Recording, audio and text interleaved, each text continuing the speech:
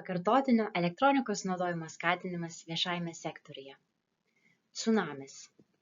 Elektronikos atliekų cunamis. Taip Jungtinės tautos vadina šiuo metu vykstantį fenomeną, kai elektronikos atliekos auga 3 kartus greičiau nei žmonijos gyventojų skaičius ir 5 kartus greičiau nei perdirbimo pajėgumai. Vien perdirbimu šis cunamis nebus sustabdytas. Šiandien aš Jums papasakosiu apie 2 pagrindinius savo projekto dėmenis – pakartotinį naudojimą ir viešąjį sektorių. Taip pat pažiūrėsime, kas man iš to gavosi jos sudėjus. Pirmasis dėmuo – pakartotinis naudojimas. Kai mes pakartotinai naudojame daiktą, pratęsime jo tarnavimo laiką. Kodėl tai yra gerai? Taip išlaikome jo aukščiausią ekonominę vertę, išsaugome energiją sudėtą jo gaminimą, be to šitas daiktas netampa atlieka, o jis tiesiog yra toliau naudojamas pagal savo pagrindinę paskirtį.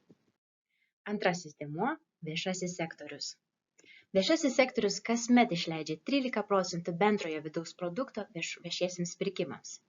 ES mastu tai siekia net 2 trilijonus eurų. Tai yra galingas ekonominis įrankis, galintis stipriai paskatinti žiedinę ekonomiką. 2018 metais Europos komisija atliko tyrimą, kaip vartotojai įsitraukia į žiedinę ekonomiką. Tyrimas parodė, kad norint taikyti tvaresnę vartojimo praktiką, dažnai iš viršaus skatina įmonės ir vyriausybinis reguliavimas, o ne individualių vartotojų iniciatyva.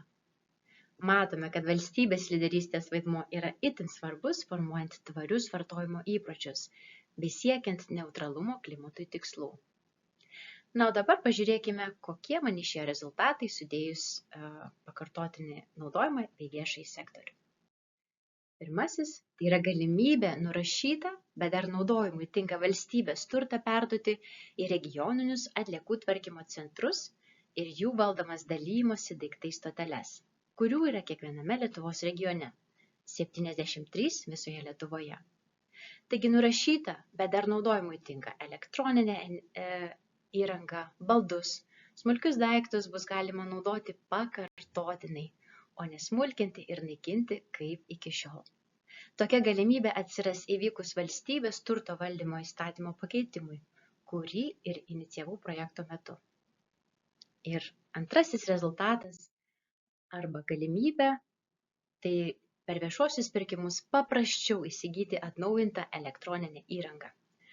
Nuo 2024 metų rugsėjo Centrinė perkančioji organizacija viešųjų pirkimų katalogą pasipildys atnaujintais kompiuteriais, telefonais ir spausdintuvais.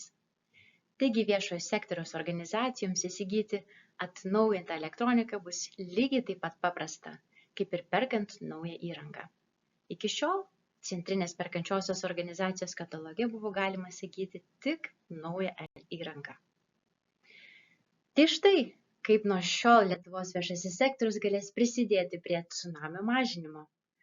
Labai džiugu, kad Lietuvos valstybė rodo lyderystę stiprinant pakartotinio naudojimo sektorių bei keičiant suvokimą apie tvarų vartojimą. Daugiau informacijos interneto svetainėje www.kurklietuvai.lt